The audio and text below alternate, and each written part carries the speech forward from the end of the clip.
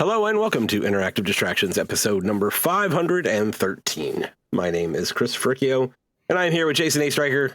Yo, hello. And Jeff Chorney. What up, everyone? Today we're going to do distractions, and we've got a little bit of news. We also have a little announcement that we're going to make in between those two things. But before we jump in, let's see what's going on this week. Jeff, how are you, buddy? Not too bad, man. Nephew's birthday is coming up on Tuesday, so we celebrated tonight. Nice. Nephew is on your side or T side? T side. Okay. Yes. It's all one side now. Yeah. Yep. So we just went out for dinner and stuff and did the gifts and stuff. We a bunch of us pitched in and got him a Switch 2. So Oh, wow. Nice. yeah. Jeez. Okay. So that's but pretty much everyone, the family, just kind of. Did you have the pitched dinner at GameStop as well? Like, in. Yeah, no.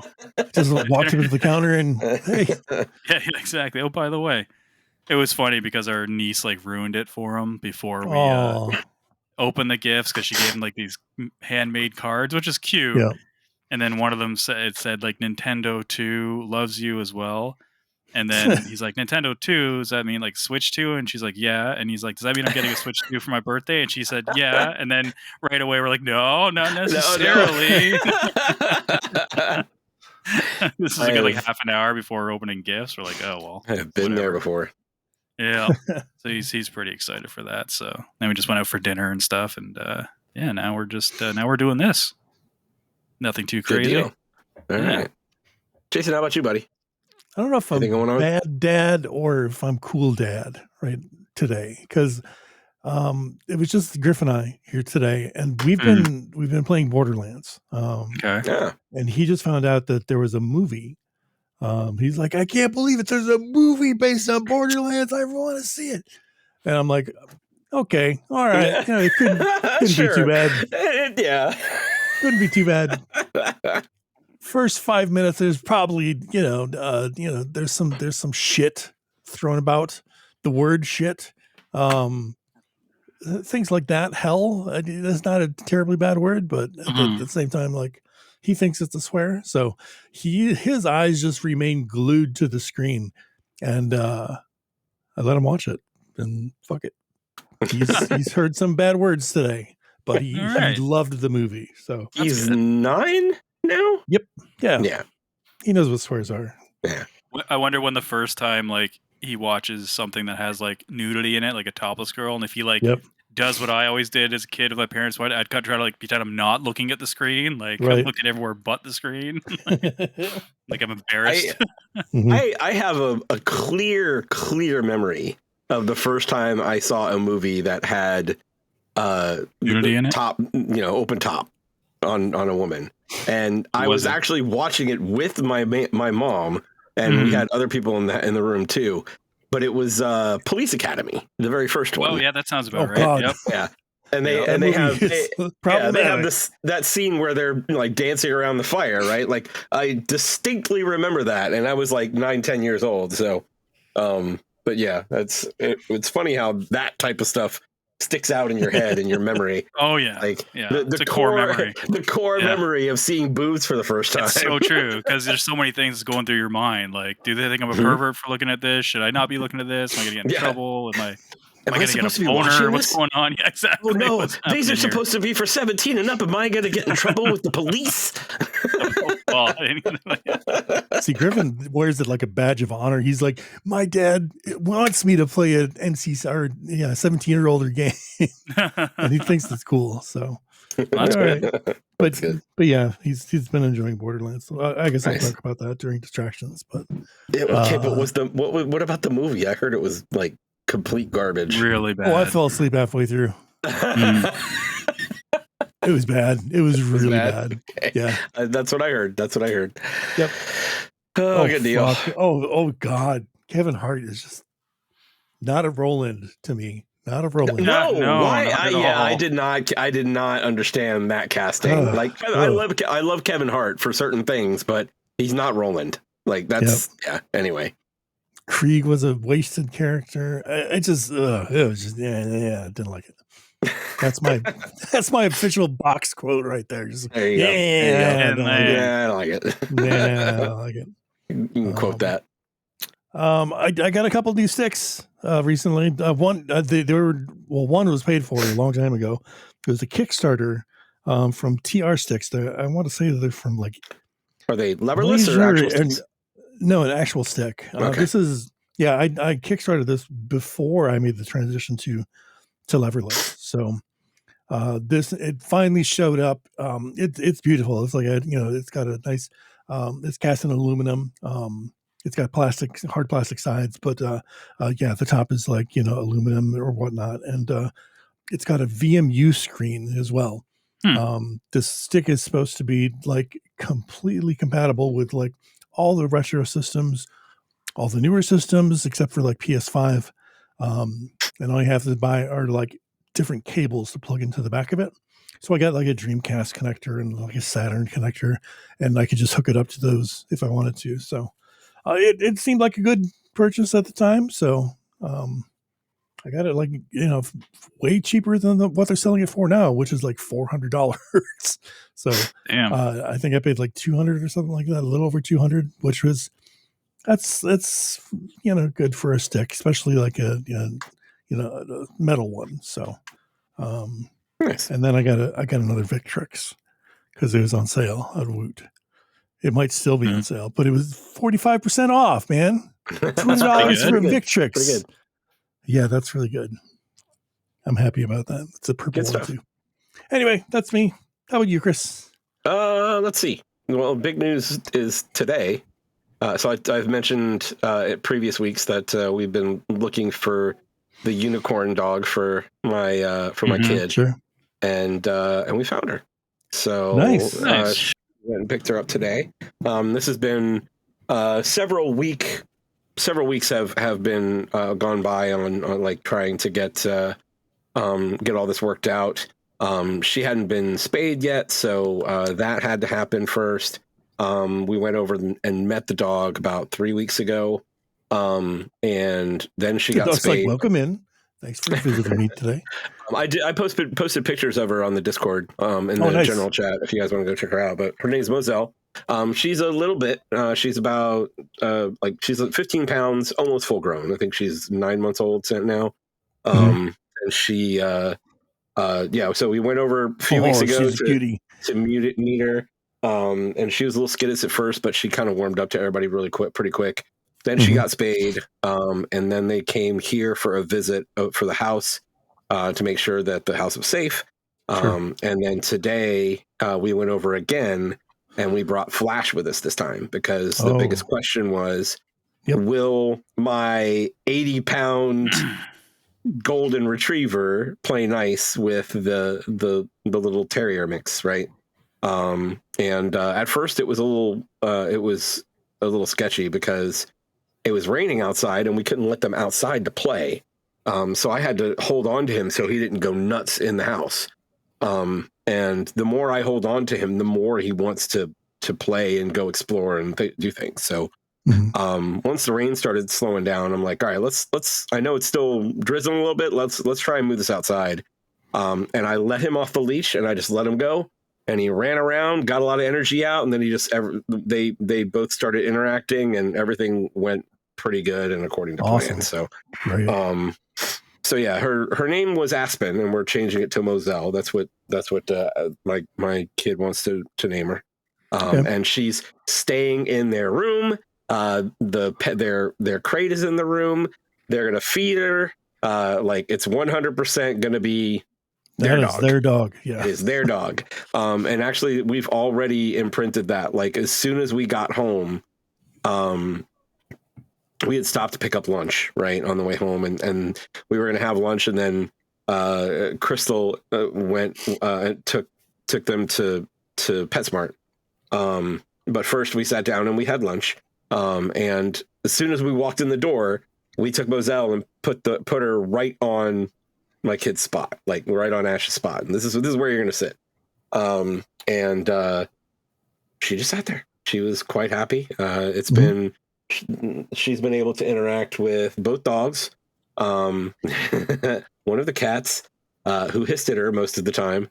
But overall it's been pretty good. We were worried about how small she is and if she'd be able to jump on the couch, go up and down the stairs, jump on on her bed, and she's been able to do all that. So great.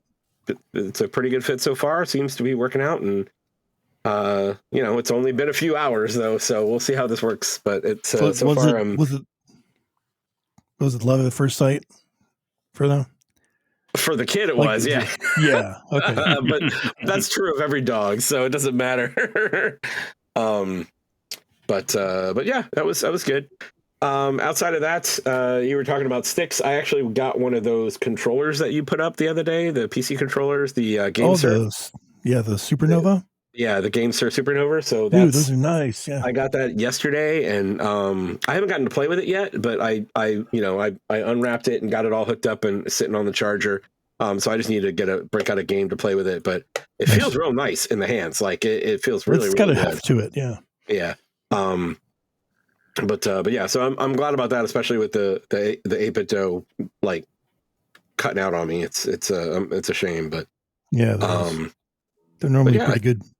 Yeah, and I mean that's the thing. It's like it's frustrating because I do love that controller, but it's just I need to be able to run left and right. It's just something you kind of have to do. But yeah, that's about it. Let's talk some games. What do we got this week? Are we gonna nothing really new? Are we gonna? No. I have one new thing, but I think I think Expedition 33 still takes it's still the precedent. For sure. Yeah. Still awesome. How are you guys doing? How far are you? Good. Start of Act 3. Start of Act 3. Nice. No. Okay. There we go. How did you feel at the end? And obviously no spoilers, right? We're gonna avoid that. But how did you feel at the end of Act 1? Kind of shocked, I guess. Yeah, it was a good ending. Yeah, it was a good ending to that. Act 2, the ending to Act 2 is also very, very well done. Like is it? Okay.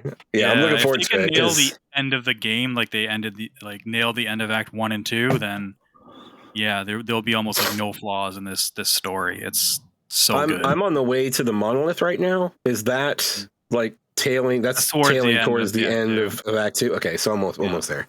You got a pretty long dungeon to go through. I'm still playing on normal, surprisingly enough. I thought that I was going to get frustrated and lower the difficulty, but I've been slowly getting used to the parrying timing, and there are have you fought any of those damn mimes yet?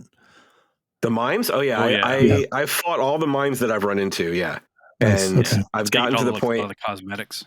Yeah, a lot of the hairdos and stuff come from the mimes. I actually fought. There's one spot. So actually, Jeff and I were talking about this before. What are the names of the little dudes? Monaco is one of them. I can't remember what's his is it the Gastrals? Gentiles or something like that. Gestials or something. I can't remember what they're called. There's Nexons. There's Gestials. There's Chromatic something rather. There's a lot of different names. So. Yeah. They have there's 9 lost Gestials that you have to find, right? Mm-hmm. One of them is behind 2 mimes. So today I actually went and fought 2 mimes at the same time, and that's when I really got the timing for the mimes down. Like I can pretty much parry. I mean, not every time. Like I always get hit once in a while. To parry. Yeah. Their timing isn't so bad once you get used to it. They only have 2 attacks. 2 attack types. One is 3 hits, one is 4 hits. Is a little bit tough because it's the way it staggers the hits. And it also silences you if the last hit gets you. Mm-hmm. And that's frustrating. Like because today I was using Mael and I had Mael in Virtuose stance with 9 AP, and then I got silenced. I was like, "Fuck you." Yeah. But yeah, so I'm definitely getting used to the mechanics of the counter. So haven't lowered it yet. Doesn't mean I'm not going to. Like I keep hearing that there's a lot more to come as far as difficulty. Well, you might even have to lower the difficulty. It's there's definitely some bosses definitely get pretty tough with timing, and some of the bosses have multiple attacks. or summon things that have different attacks. So you really gonna have to. The boss of Act 2 was the one that gave me the most trouble, but it still wasn't crazy. Once I got like the attacks down, I was like kind of like, okay, there's a specific attack that they do that was a pain in the ass. But then once I figured out how to negate that, I did a much better job. You'll find out when you get there because you're almost there. But yeah, I'm having like there's the only things that I can even find in this game that would be considered flaws are like nitpicks. It's like there's not even like all of the main meat of the game is all flawless. Like I love the combat, I love the story, I love the characters. Like I thought that I was gonna have trouble with God damn it, why am I so bad with names? The dude that you run around on, SK, is that his name? SK? SK. Yeah, SK. I thought I was going to have trouble with him, but every once in a while, he's just like really charming for some reason, and I don't know he's great. why. You thought you were going to have trouble with him? Yeah, he's always awesome. I thought he was just going to end up being annoying, and he's really not that bad. So, yeah, I love everything about this game. It's something that it's definitely like a gem, like what's the word I'm trying to think of? It's it's a classic for sure. It's a once in a generation type game that's like will be remembered for generations. Like where people will be like, "That's the like that." It's like a Final Fantasy VII or something like that. Where just like a Gears of War, or like an Uncharted. It's like something that'll always be remembered. Like it's not going away. For me, it's more of the surprise of it even showing up out of nowhere, right? So. Because it's like, yeah, there has been some hype and some marketing about this, but I don't think anybody realized how good it was going to be until the reviews started hitting. Like, you can watch it and you can see what's going on, and you can look at the gameplay and you can say, that looks fun. But then you're starting to see 9s and 10s come out, and it's like, is it really that good? And then you play it and it is. And that's really what it is. It's like, it was such a surprise to me that it was as good as we wanted it to be. It surpassed my expectations as far as what I was expecting for this game. So, yeah, I like how it bridges the gap between action and typical JRPG fashion. So, agreed. So everybody's getting a little bit of what they want, I think. So, and because of that, it's got wide appeal. It's great. Yeah. I still have an issue. I wish there was a mini map. That's my biggest gripe, and I think that is one of the nitpicks for me. Yeah. Because it makes me not want to explore at all. That's why I haven't done. Yeah, I've hardly done any of the side stuff because I don't want to go out of the way to where the map's kind of telling me, the game's not telling me to go, because I don't want to be like, okay, if I go to this area and I'm too underleveled or whatever, I don't want to get lost in it. And I'm like, I just don't want to do that. And it's there's literally no. I know on some of the levels you can follow like light sources and stuff like that, but that's only going to the main path, and it doesn't tell you. There's no good like. When you're on the overworld, there is like the whole mist where like it's covered until you uncover that area, and then you can see it on the map. Because you can't see that in a dungeon or in like the smaller areas within the overworld. You can't tell where you've been somewhere before, and there are some of those dungeons and areas that do look very similar when you're walking around. And I'm like, I don't know if I'm going the right way, so I'm just going to try to go every way a little bit. I don't want to go all the way because I don't want to trigger like a cutscene. So I'll be like, okay, that looks like something important we have there. So then I end up going the other way. And I'm like, did I already go down this way? And I really wish it had like that mist kind of effect for like an overworld, like the overworld does. Even if it was just a map even if it was just a map that uncovered as you traversed it, right? Because I think that's what I'm talking about. Yeah, and it's like I don't need to know where I don't need to know where to go. I just need to know where I've been. Just show me where I've been, And I think that's like. I still consider that a nitpick for the most part, for me anyway. But it frustrates me to hell that as like the completionist that I am, I walk out of a dungeon and I don't know if I have everything. I don't know if I've gone everywhere. Yeah. And that's hard for me for this type of game. So it's with the overworld world map, it's like I've been mostly mainlining it too. Because from what I've heard, the best time to go back and do any side quests at all is after SK gets his flight ability. So once he can fly, that's when you can start branching out and going to different places. Speaking of which, have you guys used the fast travel at all? Not at all. It's just like a menu of like all these locations that you visited, and like no indication as to like where they are, what they are. Yeah, it just like, shows the number, I guess, right? The thing number. Yeah, I've never used them, but I went into the menu. Okay, so what fast travel are you guys talking about? When you're at the camp. Not the camp. No, I'm sorry. The flag things, the expedition pose. Those guys. Yeah, but it only shows the flags that are in the dungeon that you're in, right? Or is there another way to get to? Because I haven't seen a way to fast travel back to previous areas. Oh, really? Okay. Yeah, like the fast travel is just within the area that you're in that I've seen. So if I'm wrong about that, please someone inform me, because I haven't tried to go back further. Yeah, I've definitely tried to fast travel to different posts, but I didn't bother doing it because I was like, I didn't see a ton of lists, but I saw like 4 or 5, and I'm just like, well, it doesn't give you any, like Jason said, no description of where that is. Like it's not. Yeah. Like in Souls games, it'll tell you like this is the bonfire, this is the area it's in, and even if it's the same dungeon, I still want to know whereabouts in the dungeon that is. Yeah. So I've never used the fast travel, and then I've barely ever backtracked either. So it's just kind of like, eh. I have quite a bit, and like not a ton, but enough to, let me go back and make sure I covered areas here, and like there was one particular area, the first Axon like dungeon. There's 3 areas. There's 4 directions you can go. 3 are like to like sub things that you do, like subquests within it, and then one that goes, mainlines the story. Well, one of them has a really good place to quickly get into a battle and then save. And like when I got to the point where I was about to go fight that boss, there were a couple of pictos that I wanted to power up. So I fast traveled there, got in some fights, got it to the point where I can use it as a Lumia. And then ended up going back. So it's mainly for things like that I've used the fast travel.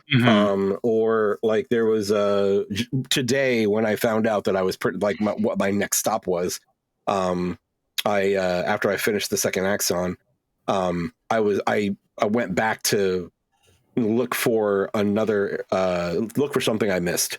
Because I actually read something that I had missed about, so ended up fast traveling back for that. So not a ton of it, but the only thing that I can say about it is it's the order that it's in is the order that you hit the flags. From what I've seen going down, it's the order that you hit the flags. So I don't know. I'm not sure how helpful that is, though. That's the problem. Yeah, especially if you miss a flag. Yeah. And you still don't really know where it is. But yeah, traveling back to previous areas has been tedious because it's essentially jumping on SK and just swimming south, and you have to use the map and figure out the path to actually get there because it's almost like a little maze to get there.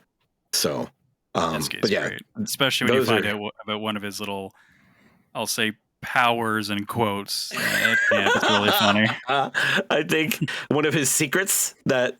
Oh wait, you might have seen that already. Maybe. Yeah, I saw. Yeah, the secret that he basically didn't keep secret. Is that what you're talking about? I think so. Speaking of secrets, I don't want to hear about this. No, we're not going to tell you. We're not going to say about it. It's hilarious. It doesn't spoil anything just by saying that. It's just a really funny scene. Mm-hmm. Yeah, it's a great scene. And yeah, it's this game. I don't. It's fucking. It surprises me at every turn. I'm surprised again. There's something else that's just interesting. So well written, man. It's so well. Like the end of Act 2 is just so good. I'm gonna try and get there tonight. That's the goal. Yeah, you got a long. Well, the dungeon you're in is long. It's a very long dungeon. Okay. But yeah, it's good to know. Yeah, if there is ever a documentary documenting like the development of this game from the creators, I want to watch it. I do want too. to see these people in action and what they were thinking and how they did it. Yeah.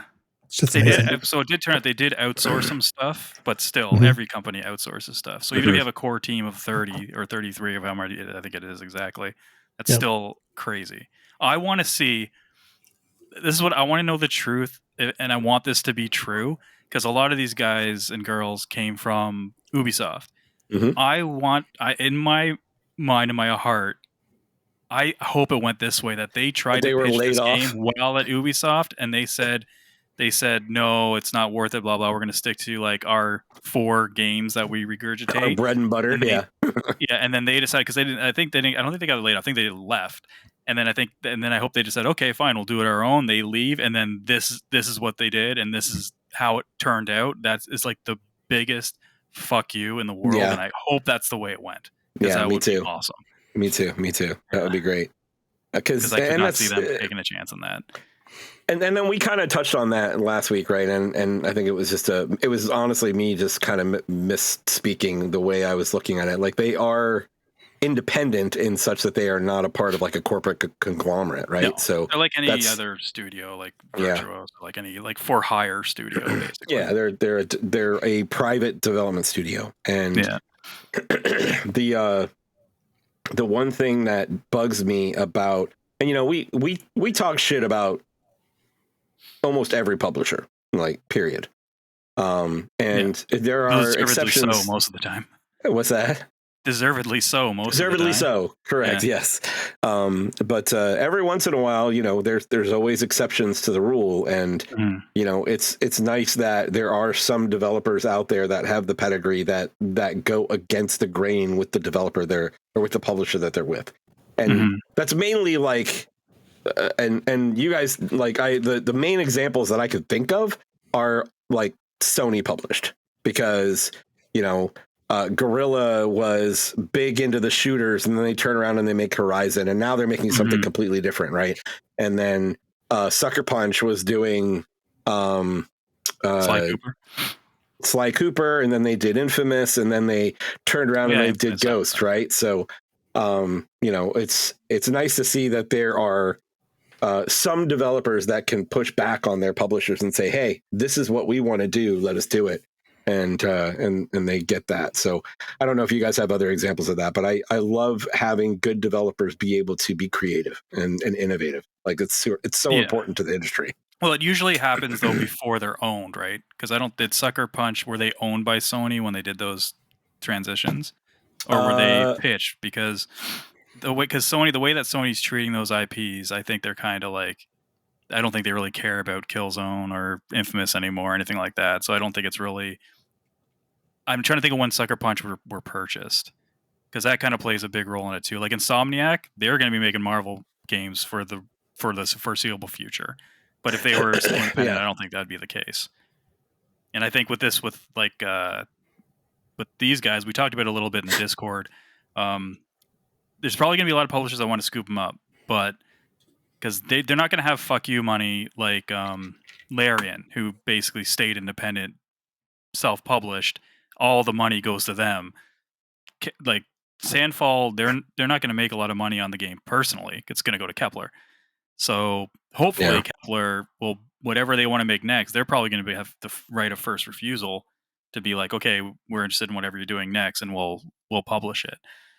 Because if not, they could probably go to any other publisher. But I don't want to see them be picked up by a publisher just to be picked up by a publisher.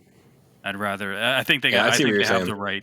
Yeah, I think they have the right. Whatever they're doing next, they're gonna get their next game's gonna be picked up no matter what. Yeah.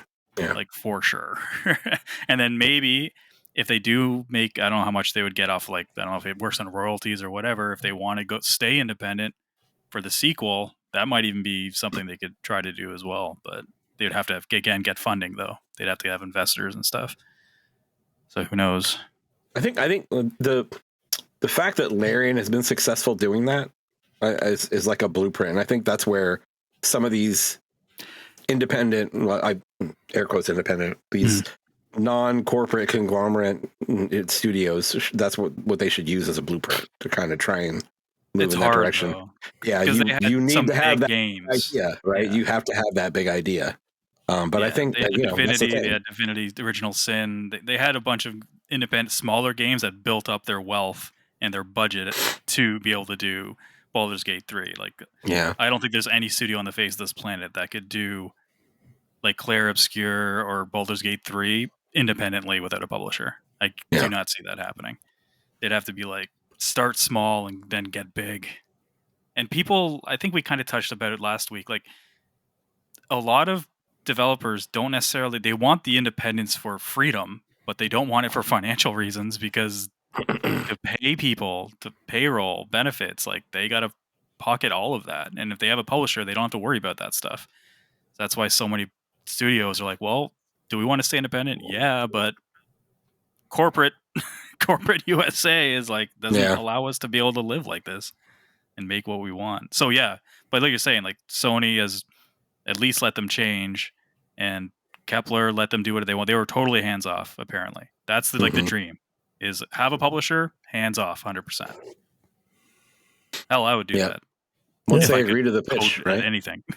The what? I said if they have a good pitch, that's the way it's going to work out.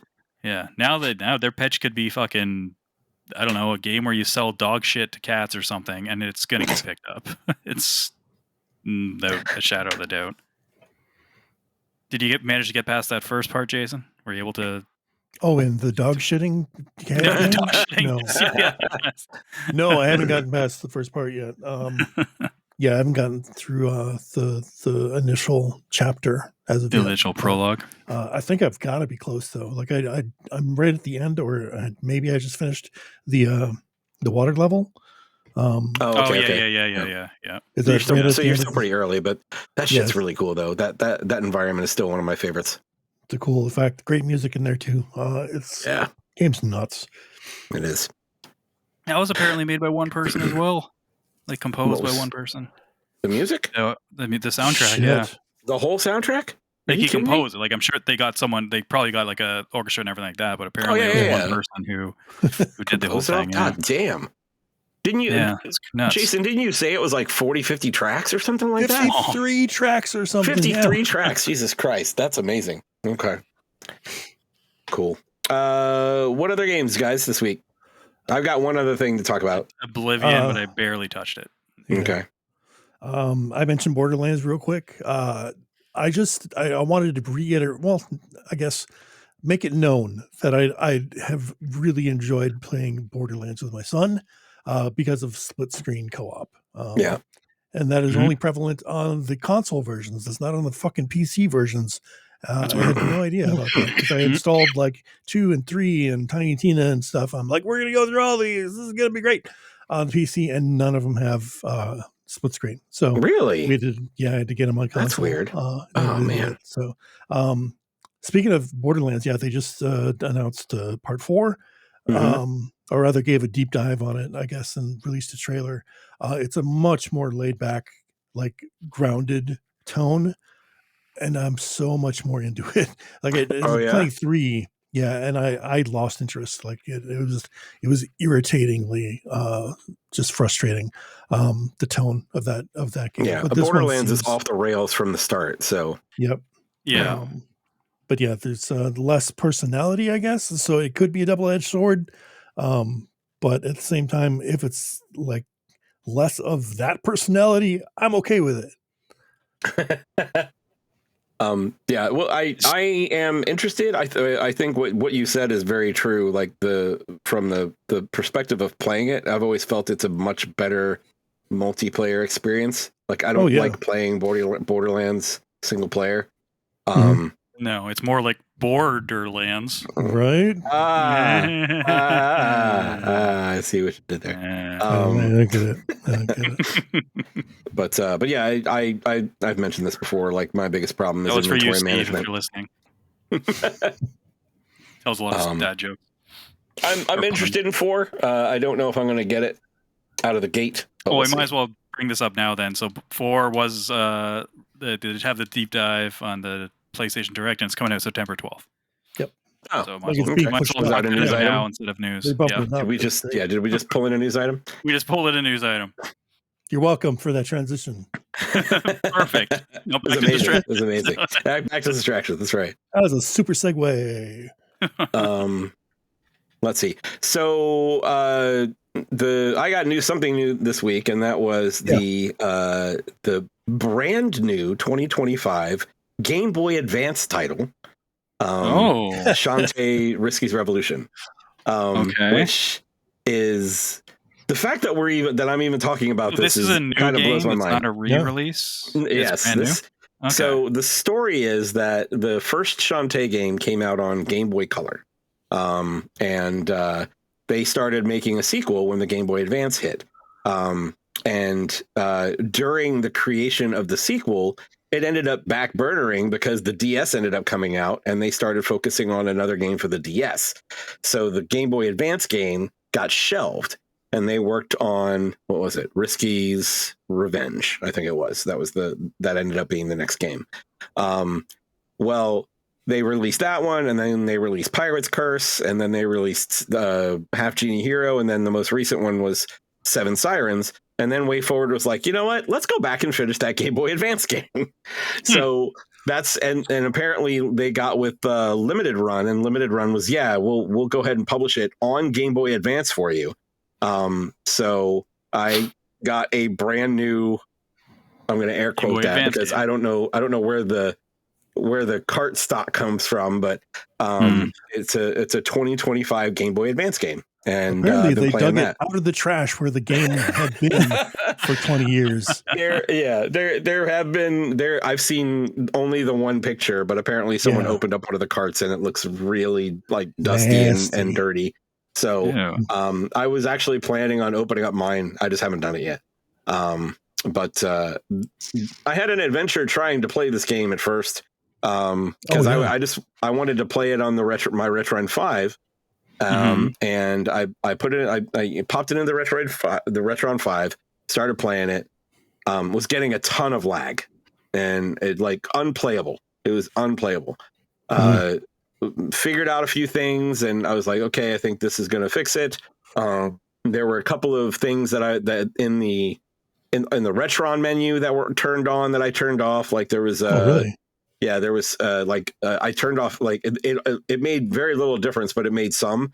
Turned off the scan lines. I turned off there's a sharpening, a post-process sharpening that they do. So I turned all that off. Yeah, and it improved a little bit. And then I was like, what is going on? And this is the same input that I use for Switch and essentially all of my anything that's not PC or PS5. PC and PS5 go on one input, and then pretty much everything else goes on another on my main TV. So you had not experienced lag on this input before? No, right? And which is even more surprising after I said, "Oh, let me just go and check." And I looked at the mode it was on, and it was on low power mode. And I'm thinking to myself, how did my Switch not have lag? I don't understand that. So I switched it to game mode, and it was much better. It still wasn't perfect, but it was much better. So the catch is that with the Retron, saving is a challenge. So you play if you have a game that saves on the cartridge, you have to save, then you have to move the save to the cartridge, and then when you load the cartridge back up, you have to take the save and put it back on the Retron so that you can play it. So why? I don't know, because it emulates everything. It doesn't you're not playing it natively. It basically rips the cartridge to the Retron, and then you're playing it emulated essentially. So the first time I played it, I tried to save and I didn't know that, and when I came back there was no game, so I had to start over. The second time I tried to do, they do have a quick save, like a lot of emulation tools have. So I tried to use that and came back, and that didn't work. Then the third time I tried, see where this is going. Third time I tried it, I did the save transfer, and when I tried to do the save transfer, it said this cartridge does not have a save mechanism, or we don't know what it is. It's it didn't know how to save it on the cart. So Jesus. essentially, I played the first like 45 minutes of this game 4 times. So I finally just got fed up and I said, fuck it. I'm going to go over and I'm just going to play this on my GameCube because I have a Game Boy player on my GameCube. Nice. So I went and sat and turned on the old CRT, booted up the GameCube and dropped it and put the game in there. And I have to say, I'm really glad I did because it looks so much better. I didn't realize how much better some of these games look on a CRT until 100%, man. Put Shantae on there. It's like it's night and day at how much better it looks on the CRT. Started playing on the GameCube. I'm about an hour and a half in, so I've gotten Shantae it's interesting. Like each game is slightly different on how it's laid out. The most recent game before this one was a straight up Metroidvania. Like it had full on map, everything was interconnected. But Half Genie Hero is almost like Mega Man. Like you pick a stage and you go to the stage, and as you open up new abilities, it gives you additional areas that you can reach within that stage. The older ones are they're almost like Metroidvanias, but they go horizontally. So you like go into the screen and it moves the plane. So it's a little harder to keep track of from like a mapping perspective. This one is stage driven, it seems. It does have some of the jumping back and forth into the background. So there's 2 planes essentially of existence in some of the areas. And there's basically little doors that will push you to the background, and you can play in the background and then you come back up. And then each stage has almost like a mini Zelda dungeon that you go into, that you find keys and you have to open up doors, and you find different abilities that allow you to progress. And there's bosses in them and things like that. So again, super early, feels really good on the GameCube, especially. Like it feels fantastic. But if you are into like platformers and stuff like that, like and Mega Man, Metroidvania action platformers, this is going to be a fun little game when it comes out on later this year on other platforms. If you don't have the ability to play it on Game Boy Advance right now, but yeah, it's good stuff. Maybe for Switch. I'd probably pick it up for the Switch. Yeah, pick it up for Switch. I actually put it on my wish list for Steam. So yeah, it'll be good. It'll be good. What does putting stuff on a wish list do exactly? I see everyone be like, you can wish list stuff now. It helps. It helps the developer or publisher gauge interest. It's like kind of like a pre-sale kind of situation. Okay. So from the perspective. And Steam looks at those numbers too. So if that's trending high, then they'll probably place you a bit higher. Okay. The algorithm. If anything, just to remind me of stuff I'm interested in, because I forget about shit all the time. That's really all it is for me. Like I have a bunch of stuff on my wish list, and they just let me know when it's on sale. Right. That's the thing. Yeah, it's like a lot of things doing that for sale stuff. Yeah. For sure. A lot of times I'll put things on my wish list just because I'm waiting for them to go on sale. So. Like I got Clair Obscur for PS5. I still have it on my wish list for Steam because I'm gonna end up double dipping on it and getting it for Steam as well. So when it goes on sale, but yeah, that's it. If there's only a way you can get a free copy of that, Chris. It's funny you should say that, Jeff. Didn't you say that we were going to do some sort of contest?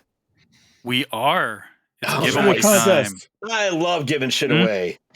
Giving shit away is fun. As you can tell, we seem to be pretty high on this Clair Obscur business. Really shitty name. We never said that. It's the dumbest name in the world. I don't know. The name. We're talking it up just so people enter this fucking contest. Yeah, right.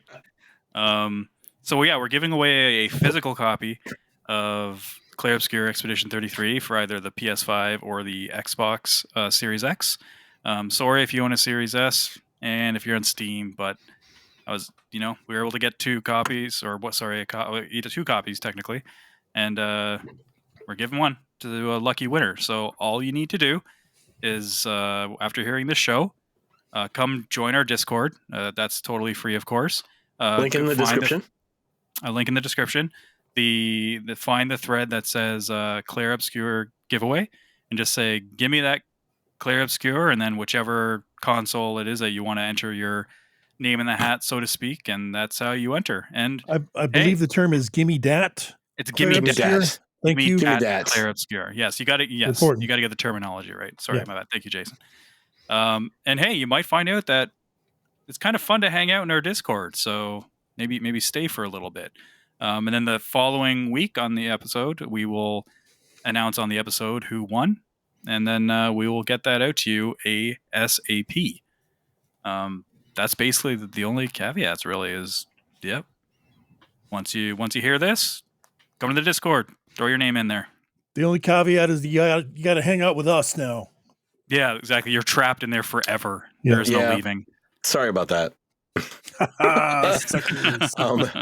So I did just look at one of the descriptions of our past episodes, and we actually don't have the Discord in the description right now. So we should probably fix that. Okay. Oh, yeah, might be a good idea. Yeah, I'll go back and add that to the template. Cool. And then good luck to everyone who enters. Thank you. Awesome. You're welcome. Chris is not allowed, by the way. That was just joking. He's not allowed to enter this to get another copy of Clair Obscur. Sorry, man. I'm gonna have Griffin enter. I didn't know I was. I didn't know I was going to do that. Griffin's fine. My name is Gryphon A. Stroker. I have a buddy that lives in my neighborhood that him and my neighbor both joined our Discord so that we could play something. I don't remember what we were playing together, but we just jumped into our voice chat to play it. Mm-hmm. And he has never posted on the Discord until the contest. And he put a post in the contest. So I'm calling his ass out for not interacting. What's that? Is that Wanda? No, Rankin Zero.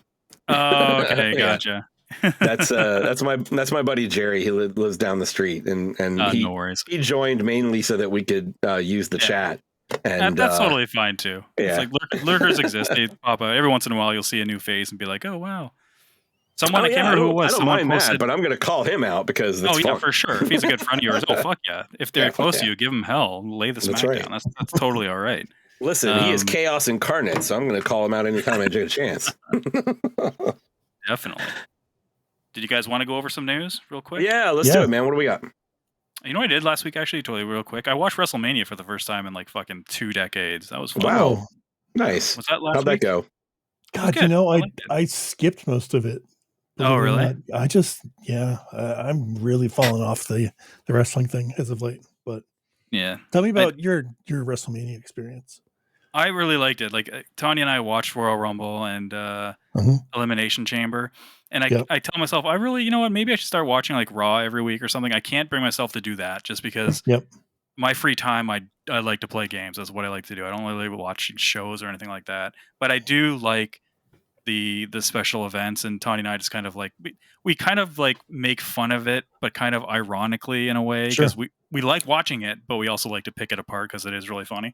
It's dramatic. It's over the top. Yeah. Yes. It's an easy target for sure. But it's also nice that you kind of come into these by themselves, because they give like these astounding like some summaries like of what's been going on. So like what's going on. Yeah, exactly. Yeah. Just so we don't had a need good to time. watch Raw every week, but no. And they had like there's still people there that I kind of remember from back in the day. I'm like, oh, this is pretty cool. I got to see Steve Austin run into a barricade and some Karen got really mad. That was funny. All right. So anyway, news. Yeah. So we talked about the Borderlands thing. So that was a thing. GTA 6 officially delayed. To probably no one's surprise to May of 2026. And my fantasy critic team is officially poo-poo. Oh no. Yep.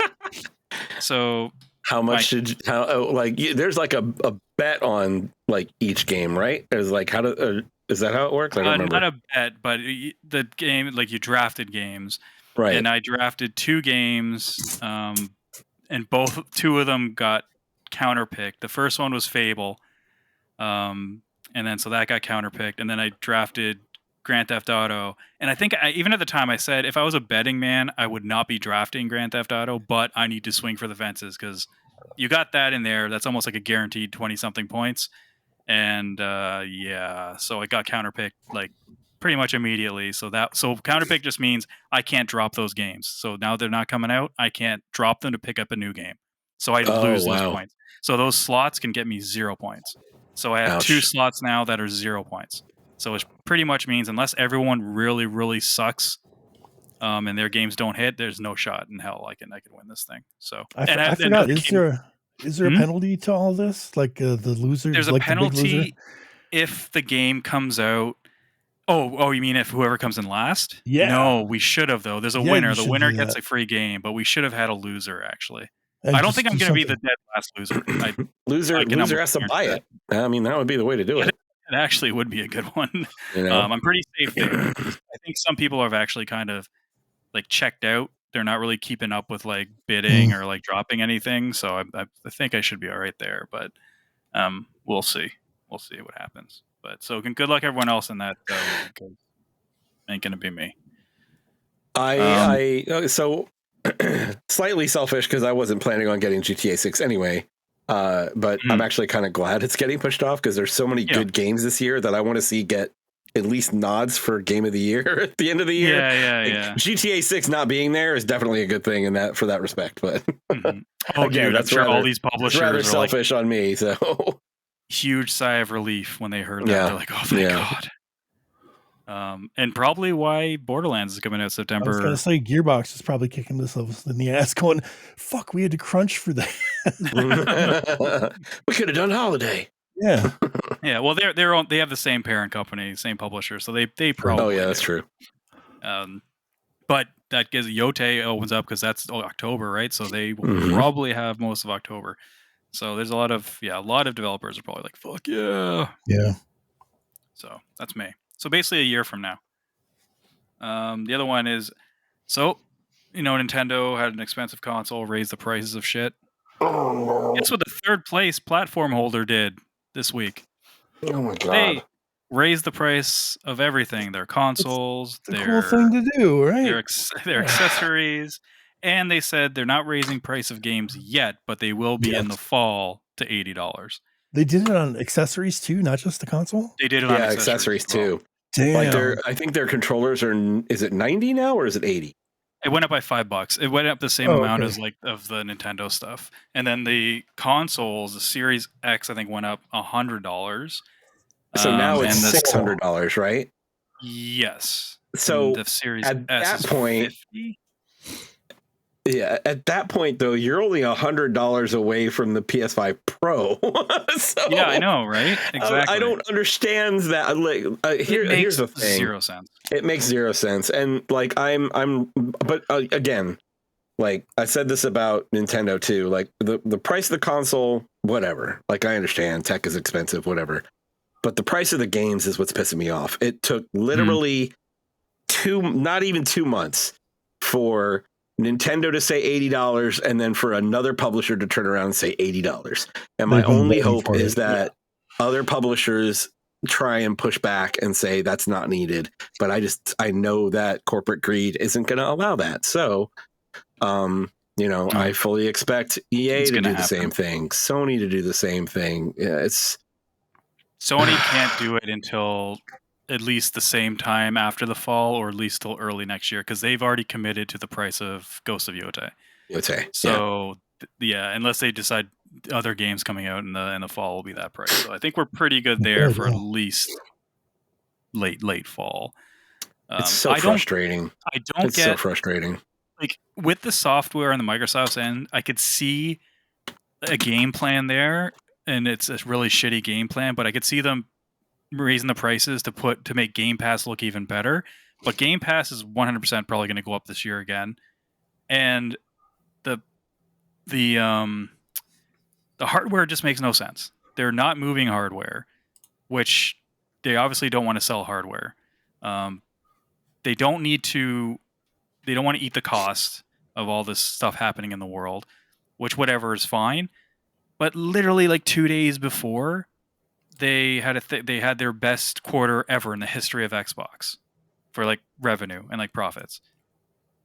So you're saying we made X amount of money. Oh, by the way, we're going to increase the price of everything. Right. Like if there's any company that could eat it, it's them. They are $1 trillion company. So and they're last. Yeah. Like, and here's the thing. I am, I'm not going to go too political into this, but I am not against capitalism. But what we currently have is toxic capitalism, because essentially the consumers get fucked so that the shareholders can make more money, because it's not about making good revenue every year. It's about making more revenue than you did last year. Every year you're just creating a new bar to go up. And the only way they can do that is to raise prices. And this is why inflation has been so bad. It's all about corporate greed and their profits. Like, look at all of the, there was one of the things here in the US that's a big deal is that eggs are really expensive right now. Yes. It's insane there. It is. Yeah. It's like whatever, $6 or like $8 for a dozen. That's or whatever. Crazy. The biggest egg producing company, like one of these corporate conglomerates, and I would need to actually look up these figures and verify them, because I don't remember, but I saw just on like in passing on the news that in the first quarter of 2025 they made $500 million in profit, and their normal profit range is an order of magnitude less than that. So the main reason that prices are going up is because all the corporations want more profit. That's what it is. Corporate greed. So no, it's not all controlled by the government. Yes, the government has a little bit to do with it. They can put pressure, blah, blah, blah. But it's mostly the corporations that are turning into monopolies and able to do whatever the fuck they want with the prices of things. And that's where I'm going to get off my soapbox now. That's it. Yeah, well, they're not going to go down once these tariff stuff go away. They're not going to come down in price. That's the thing. Exactly. It's like they're going to get used to those selling at that stuff, and they're just going to keep it like that. And that's why I think the tariff thing is just a bunch of bullshit, because all he's doing is opening up the door for them to raise prices. And then once he takes the tariffs away, the prices aren't going to drop. It's just going to artificially create more profit for the company, and make all of these billionaires CEOs that are paying for all of these politicians' campaigns. It's going to give them all the money that they want. Yeah, it's disgusting. It is. It's fucking. I'm getting angry right now. And this is me on a daily basis. Like, I have this in the back of my mind all the fucking time. It's like, capitalism is great. What we have right now is not good capitalism. Like your government right now is being run like the stock market crash. It's like crashing. It's like going down, down, down. So the investors are even more pissed. So they're even more at a disadvantage. I saw my retirement drop 20%.